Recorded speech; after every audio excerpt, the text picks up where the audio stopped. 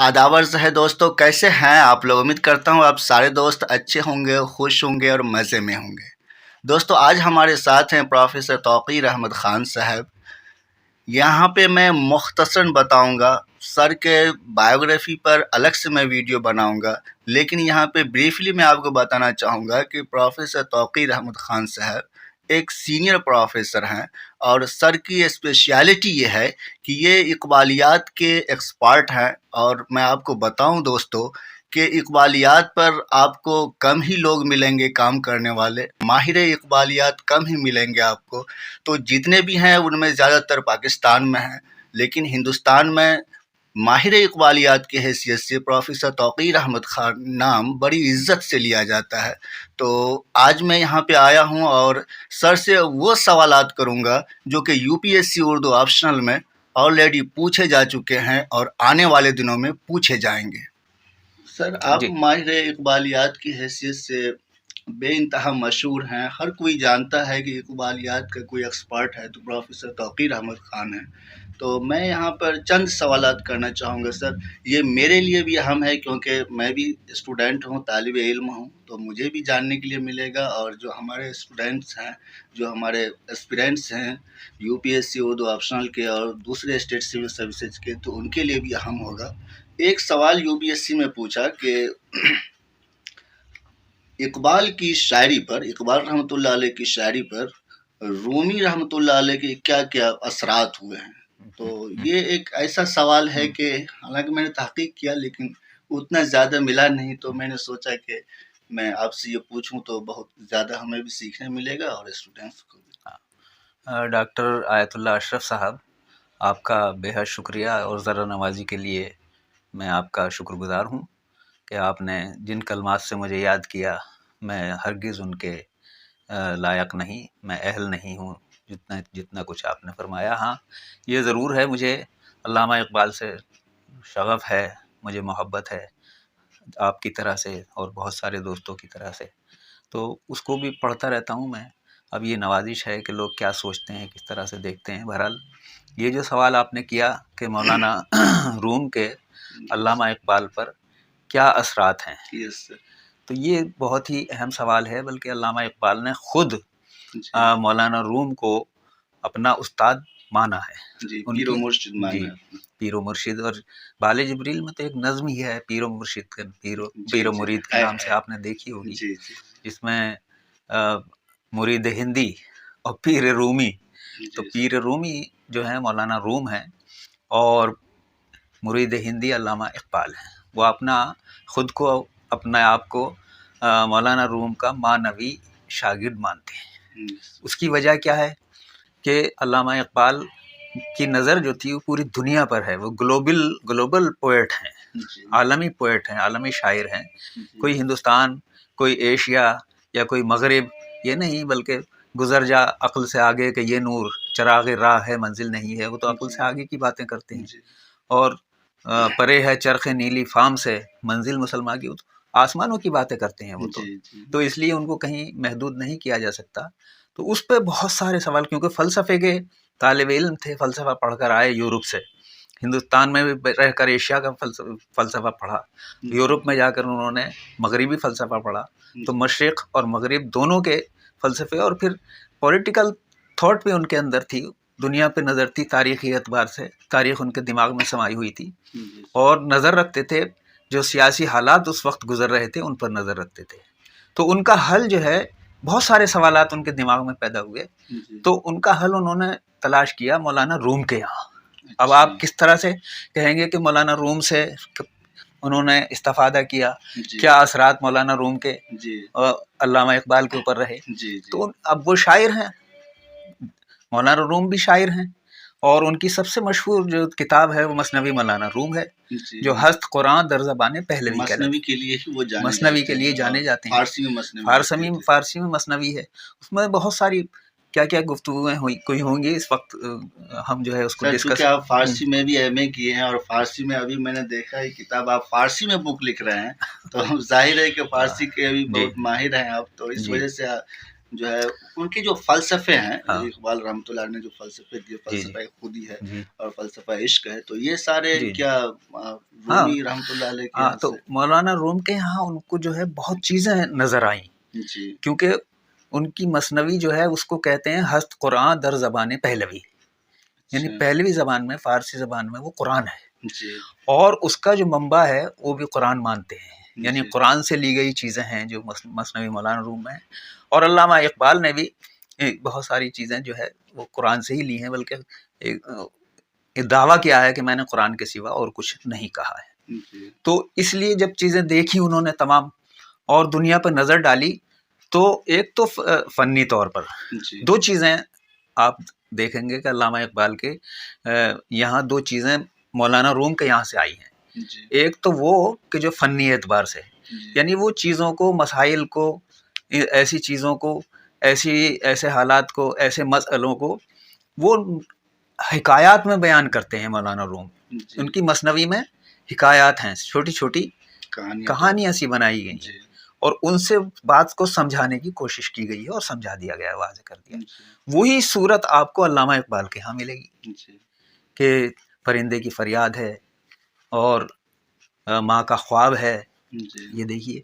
اور اس قسم کی بہت ساری جو نظمیں ہیں ان میں آپ کو مکالمات ملیں گے، جبریل و ابلیس، جی جبریل کہتا ہے پھر ابلیس جواب دیتا ہے، جی چھوٹی چھوٹی کہانیاں سی بنائی گئی ہیں۔ چاند اور تارے نام کی نظم ہے، چاند کہتا ہے ستاروں سے، ستارے چاند سے کہتے ہیں، پھر ان کا جواب ملتا ہے۔ کنورسیشن کا اس جو طریقے سے، اسٹائل ہے، یعنی یہ چیز کتنی رومی کے یہاں سے مولانا روم کے یہاں سے یہ اچھا، چیز آئی ہے، علامہ یہ اقبال تو کے یہاں فنی اعتبار سے ہوا، فنی اعتبار سے، اگر فکری اور اعتبار سے، فکری اعتبار سے جو فنی معنوی اعتبار سے آپ دیکھیں جی تو اقبال کا جو فلسفہ ہے اس میں فلسفہ خودی، جی یہ لفظ خودی مولانا روم کی مثنوی میں موجود ہے۔ اچھا، ہاں، یہ ورڈ وہیں وہاں آیا سے شاید علامہ اقبال نے لیا ہو، ممکن ہے۔ جی تو اور معنی اس کے کیا ہیں؟ پھر دوسری چیز یہ ہے کہ یہ فلسفہ عمل اقبال کا، جد و جہد، جی اور وہ کہتے ہیں کہ زندگی ہستم اگر می رمم گر نہ رمم نے استم، میں اگر چلتا ہوں تو زندہ ہوں اور نہیں چلتا تو میں مردہ ہوں۔ جی تو ان کے ہاں جو فلسفہ آیا ہے یہ حرکت اور عمل کا، جی اور عشق کا فلسفہ، خودی کا فلسفہ، تو یہ چیزیں جو ہیں شاید مولانا روم کے یہاں سے آئی ہیں، مولانا علامہ اقبال کے یہاں۔ اور اس کو کیونکہ ایک دفعہ بحث ہو گئی تھی خواجہ حسن نظامی سے، جی اور خواجہ حسن نظامی نے کہا کہ بھئی تم نے کیسی شاعری، وہ تو وحدت الوجود کو مانتے تھے، جی علامہ اقبال وحدت الشہود کو مانتے تھے، جی یعنی فلسفے کا یہ جو تصوف ہے یہ بھی ایک طرح کا فلسفہ ہے، اقبال نے خود ہی لکھا ہے کہ تصوف کوئی مذہب نہیں ہے، یہ فلسفہ ہے۔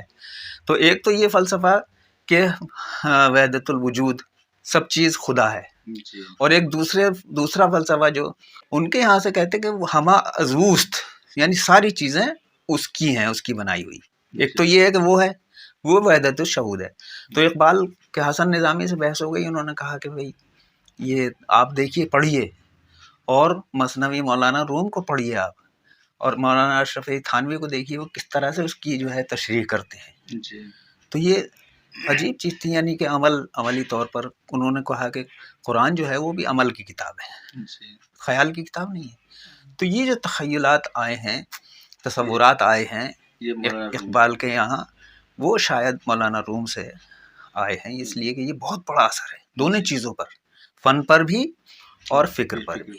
جی سر، ایک دوسرا سوال اس طرح سے ہوتا ہے کہ کئی بار پوچھا بھی گیا ہے کہ اقبال رحمۃ اللہ علیہ کو فکر و عمل کا شاعر کہا جاتا ہے، تو اور بھی شعراء کرام ہیں، تو کیا اقبال رحمۃ اللہ علیہ کو ہی ہم کیوں فکر عمل کا شاعر کہیں؟ ایسا کیا خاص ہے اقبال رحمۃ اللہ علیہ کے یہاں کہ ان کو جو ہے فکر و عمل کا شاعر کہتے ہیں؟ جی، کیونکہ انہوں نے، علامہ اقبال نے، دیکھیے انہوں نے جا کر جو یورپ میں جو فلسفہ اپنا تھیسس لکھا اور اسٹڈی کی، جی وہاں جا کر جو ہندوستان کی کتابیں تھیں وہ دیکھیں، جی یہ جو کتابیں اپنے آبا کی جو دیکھا ان کو یورپ میں تو دل ہوتا ہے سی پارا، یہ جو وہ بہت مشہور شعر ہے، جی تو اس کو پڑھیے۔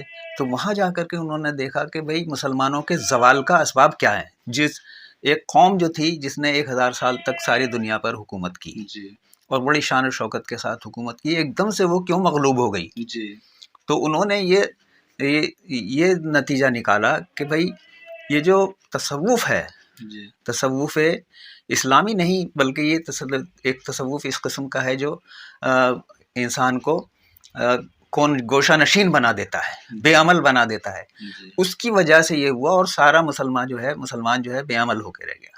جی عمل سے غافل ہوا مسلمان، بنا کے تقدیر کا بہانہ. جی تو انہوں نے کہا تقدیر ہے اپنی جگہ چیز، جی لیکن اس سے زیادہ یہ اللہ تعالیٰ نے آپ کو پیدا کیا ہے کہ آپ کریں گے تو کامیاب ہوں گے. پختہ تر ہے گردش پہ ہم سے جامع زندگی، ہے یہی ہے بے خبر راز دوام زندگی. اور راز حیات پوچھ لے خضر خجستہ گام سے، زندہ ہر ایک چیز ہے کوشش ناتمام سے. ایک شعر میں فارسی کا بھی سنا دوں آپ اگر کہیں تو. موجیم کے آسودگی ماں عدم ماست، ماں زندہ ازانیم کہ آرام نہ گیریم. کہہ رہے کہ ہم ایک ایسی موج ہیں کہ آسودگی ماں یعنی ہمارا آرام کر لینا جو ہے ختم ہو جانے کے مترادف ہے. اگر ہم نے آرام کر لیا تو ہم گئے کام سے. تقدیر کے حوالے سے اقبال رحمۃ اللہ علیہ نے ایک وہ شعر بھی ہے فارسی میں ہی ہے کہ غرض یک تقدیر خوں گرد و جیگر، خواہ از حق تقدیر دیگر. ایسا ان کا ہی شعر ہے سر. جی جی، خیالات وہی ہیں جو آپ کہہ رہے ہیں، اور وہی یہ کہنا چاہتے ہیں کہ بھئی ہم اگر چل رہے ہیں تو زندہ ہیں، اور نہیں چل رہے تو ہم جو ہے موجیم کے آسودگی ماں عدم ماں زندہ ازانیم کا آرام نہ گیریں. ہم تو زندہ ہی اس لیے ہیں کہ آرام نہیں کرتے ہیں. آرام نہیں کرتے. ایک اور جگہ انہوں نے فرمایا کہ یہ جو ہے زندگی جو ہے دمادم نقش ہے تازہ ریزد، زندگی جو ہے نئے نئے نقش بکھیرتی ہے. بیک صورت قرار زندگی نیست، زندگی کا قرار نہیں ہے ایک صورت میں. اگر امروز تو غور کرنے کا مقام ہے، کیا کہہ رہے ہیں، اگر امروز تو تصویر دوش است، اگر تیرا آج کا دن ایسا ہی گزر گیا کہ جیسے کل تھا، کل کی تصویر ہے، تو بخا کہ تو شرار زندگی نے، تمہارے جسم میں جو ہے شرارہ نہیں ہے زندگی. اور عمل سے زندگی بنتی ہے جنت بھی جہنم بھی، یہ خاکی اپنی فطرت میں نہ نوری ہے. تو سب سے زیادہ جو زور دیا ہے عمل پر زور دیا ہے، اس لیے جو ہے اور وہ کہتے ہیں کہ فکر و عمل کا شاعر اس لیے کہلایا. اور فلسفے سے انہوں نے ثابت کیا، اپنے مذہب سے انہوں نے ثابت کیا، اپنے وطن کی محبت سے انہوں نے ثابت کیا کہ ہر جگہ ہر لمحہ ہمیں عمل کی ضرورت ہے. اس لیے ان کو جو ہے عمل کا شاعر کہا جاتا ہے. بہت اچھا آپ نے سر بتایا، بالکل کلیئر ہو گیا. سر ایک ان کے یہاں تصور ہے کہ شاہین کا ایک تصور ہے کہ لوگ بولتے ہیں کہ اقبال کا شاہین ہے یہ، تو اقبال کا شاہین کیا ہے، مطلب کس طرح سے ذرا سر بتائیں سر. جی جی جی جی جی، بہت اچھا آپ نے بڑا عمدہ سوال کیا. اور یہ شاہین کا جو تصور ہے اس میں علامہ اقبال کا پورا فلسفہ جو ہے مرکوز ہے. اچھا، شاہین کے پورا فلسفہ مرکوز ہے. دیکھیے فلسفہ عشق آپ نے ابھی بتایا، جی، فلسفہ خودی کا نام لیا آپ نے. یہ اور فلسفہ عمل تینوں چیزیں ایک دوسرے سے جڑی ہوئی ہیں. جی. اور ہماری اردو شاعری میں گل و بلبل کا تذکرہ تھا پہلے. جی، گل و بلبل اور ہاں کبوتر کا ذکر آتا تھا زیادہ سے زیادہ کہ وہ جو ہے خط لے کر چلا گیا محبوب کے گھر. یا بلبل کا تذکرہ ہے، اندلیب مل کے کریں آہو زاریاں، تو ہائے گل پکار میں چلاؤں ہائے دل. اس قسم کی شاعری تھی ہماری پہلے. علامہ اقبال نے اس کو سب کو جو ہے ایک طرف رکھ دیا اور ایک نیا پرندہ انہوں نے تلاش کیا، اس کا نام ہے شاہین. تو شاہین کے جو تصور ہے علامہ اقبال کے یہاں وہ بڑا عجیب و غریب ہے. عقابی روح جب بیدار ہوتی ہے جوانوں میں، نظر آتی ہے اس کو اپنی منزل آسمانوں میں. نہیں تیرا نشیمن قصر سلطانی کے گنبد پر، تو شاہی ہے بسیرا کر پہاڑوں کی چٹانوں میں. تو شاہی ہے پرواز ہے کام تیرا، تیرے سامنے آسماں اور بھی. تو وہ جو ہے پرواز کو بھی نہیں کہتے. اس کی وجہ کیا ہے؟ اس کی وجہ یہ ہے کہ یہ سوال اس زمانے میں بھی، علامہ اقبال کے زمانے میں بھی پیدا ہوا اور لوگوں نے پوچھا. ایک فلسفے کے پروفیسر تھے علی گڑھ میں، ظفر احمد صدیقی ان کا نام تھا. تو انہوں نے علامہ اقبال کو خط لکھا کہ بھئی یہ شاہین کا جو استعارہ آپ نے استعمال کیا ہے اپنی شاعری میں، یہ کیوں استعمال کیا؟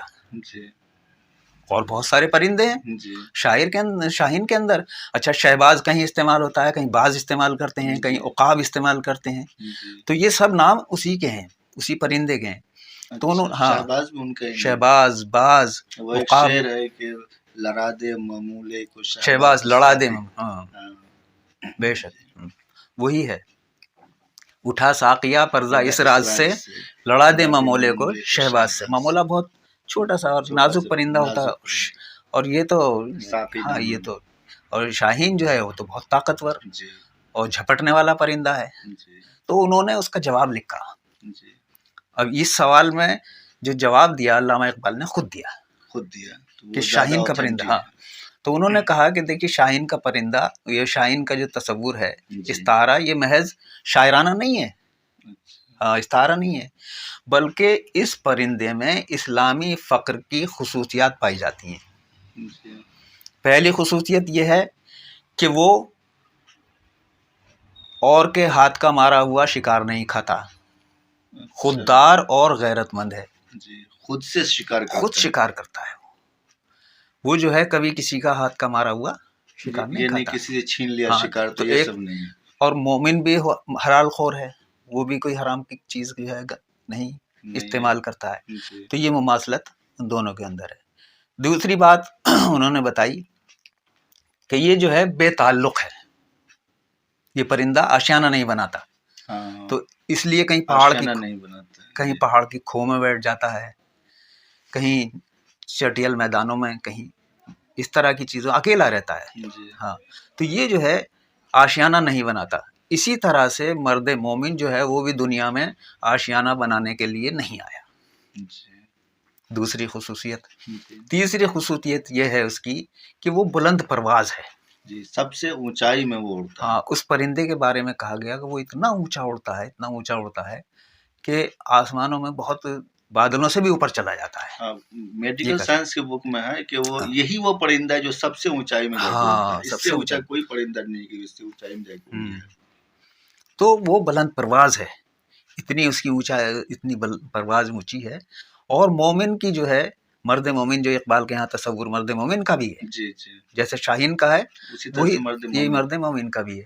تو مرد مومن کی پرواز بھی بہت اونچی ہوتی ہے, کیونکہ اس کا مقام بھی یہ دنیا نہیں, کوئی بہت ہی بالا تر بہت بلندی کیوں میں جا کر آسمانوں میں, 7 آسمانوں میں کہاں جا کر خدا جانے جو تصورات ملتے ہیں وہاں اس کا مقام ہے یا ہوگا. تو وہ ایک چیز اور ہے کہ یہ جو ہے یہ تیز نگاہ ہے, کئی کلومیٹر دور سے بہت باریک چیز کو دیکھ لیتا ہے, اور یہ بتاتا ہے کہ بھئی کس طرح سے وہاں پہنچ اس کی ہو سکتی ہے. سر یہ آپ نے کچھ لکھا ہے؟ ہاں یہ میں نے لکھا تھا. تو فارسی میں شاید لکھا نہیں, وہی ہے. ایک چیز یہ ہے کہ وہ خلوت پسند ہے. ہاں خلوت پسند, اکیلا رہتا ہے. اور مومن بھی دنیا میں جو ہے تمام آلائشوں میں, مرد مومن تمام مصیبتوں میں تنہا رہتا ہے. تو یہ پانچ خصوصیات علامہ اقبال نے, اور ایک نظم ہے ان کی, کیا میں نے اس خاکداں سے کنارہ, شاہین نام کی نظم ہے, جہاں رزق کا نام ہے آبودانہ. تو یہ بیاباں کی فطرت خلوت خوش آتی ہے مجھ کو, ازل سے ہے فطرت میری راہبانہ. اور یہ پورے بھی پچھم چکوروں کی دنیا, میرا نیل گوں آسماں بے کرانہ, بلند پروازی پرندوں کی دنیا کا درویش ہوں میں کہ شاہی بناتا نہیں آشیانہ.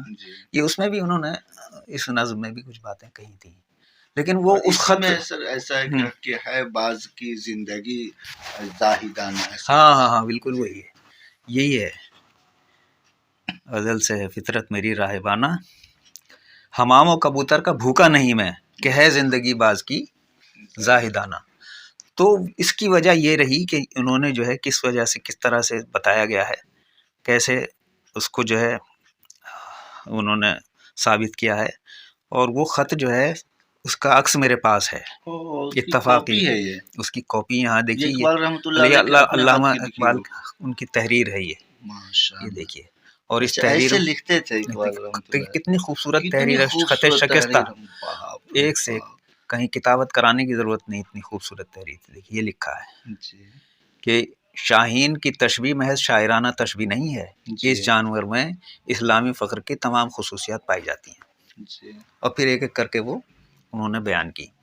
تو ہمیں جو بات علامہ اقبال نے بتائی وہ اتفاق سے، وہ دیکھیے ان پروفیسر نے خط لکھ دیا تو انہوں نے یہ واضح بھی کر دیا، ورنہ اگر وہ خط نہ لکھتے تو اقبال اس کی وضاحت نہ کرتے اور ہمیں شاید یہ چیز نہ مل پاتی۔ کس طرح سے سمجھتے کہ کیا ہے شاہین، کیا ہے شاہین، یہ سمجھ میں نہیں آتا لوگوں کی۔ اب بالکل واضح ہو گیا۔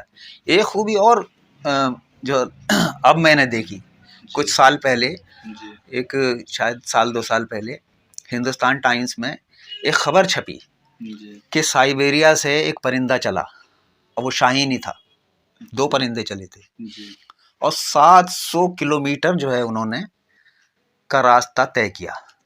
وہ کہیں مطلب تھکا نہیں، برازیل کے یا افریقہ کے جنگلوں میں کہاں جا کے وہ 700 کلومیٹر 5 دن میں اڑا، اور رات دن اڑتا ہی رہا، نہ کھانا نہ پینا، اور صرف پرواز کرتا چلا گیا۔ وہ یہی پرندہ تھا۔ تو یہ بنانا چاہتے ہیں اقبال جو شاہین، جو نوجوانوں کو درس دیتے ہیں، تو شاہین ہے پرواز ہے کام تیرا، تیرے سامنے آسماں اور بھی ہیں، اگر کھو گیا ایک نشیمن تو کیا غم، مقامات یا ہو فغاں اور بھی ہیں۔ وہ اسی لیے کہتے ہیں۔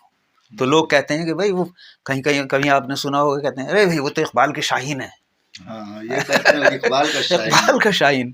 تو وہ انسانوں کو، نوجوانوں کو اقبال کا شاہین کیوں کہہ دیتے ہیں؟ کہ ان کے اندر شاہینی روح پھونکنا چاہتے ہیں نوجوانوں میں۔ سر ایک آخری سوال کرنا چاہتا ہوں، بہت سارے شعراء کرام ہوئے لیکن اقبال کو ہی جو ہے شاعر مشرق کہتے ہیں، تو اس کی کیا خاص وجہ ہے؟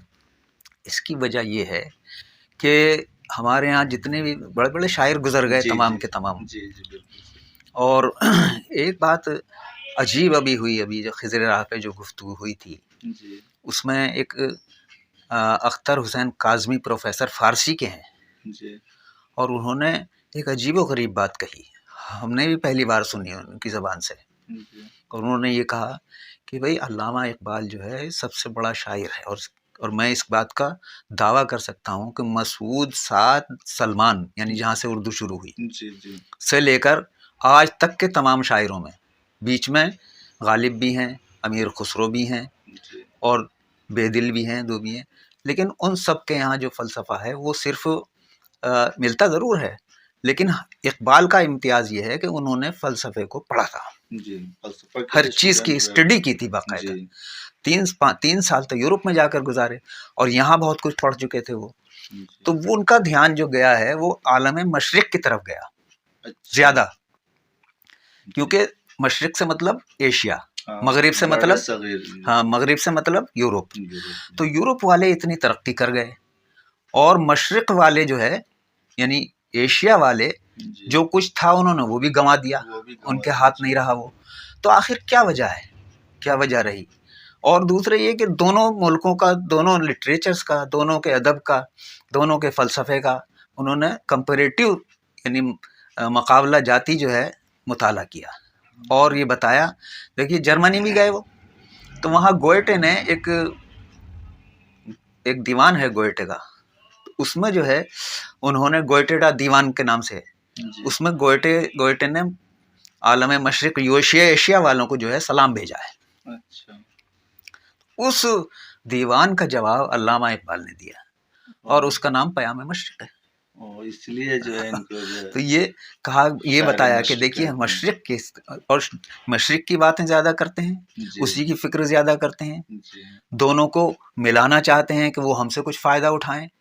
وہ تو ظاہر ہے کہ باتیں کرتے ہیں نا کہ، اور جو وہ ایک نظم جس کا ذکر آیا تھا مولانا روم کی، اور ان کی جو گفتگو ہے، تو چشم بینا سے ہے جاری جوئے خون، اور علم حاضر سے ہے دیں زارو زبوں۔